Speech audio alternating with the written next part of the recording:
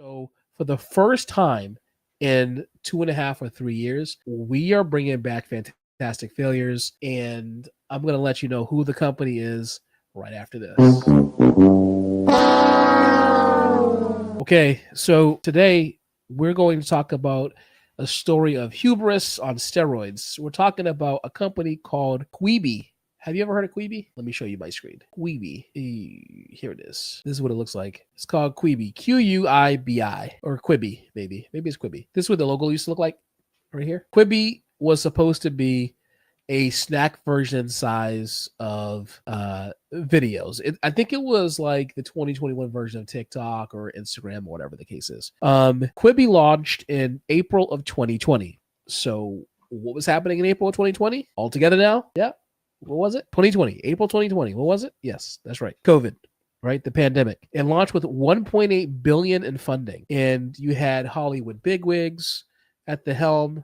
What was their pitch? Their pitch was that Quibi was a bite-sized premium video of up to 5 to 10 minutes in length, where it would give you episodes that you could consume on your phone. Sounds clever, right? But it wasn't. Here's why. Okay, first, Quibi was built for commuters sneaking content between stops.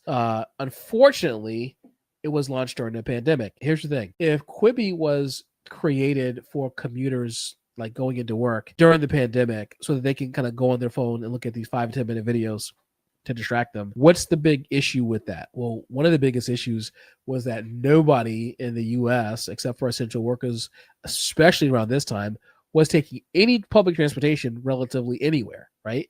Nobody was going out to work. Most people were working from home remotely.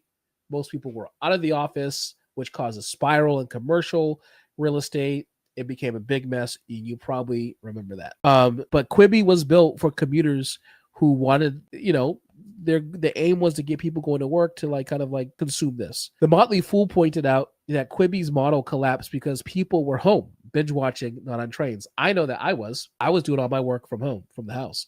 And in between work, of course, there's Netflix and YouTube and Instagram, right? All these things existed at the same time as Quibi. So imagine entering a space of short video where people can kind of come in and watch these episodes of 5 to 10 minutes long of length, but then nobody is actually, it doesn't have the traction because people would rather spend time watching other stuff. Quibi was a service designed for mobile on-the-go streaming, which fine, fair enough, because a lot of people got to the streaming game.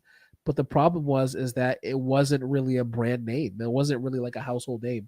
So it was just a failure to adjust to launch timing, right? So I don't know how I think about it is I'll start with this point about what I would have done better. One of the things I would have done better is I would have probably delayed the launch.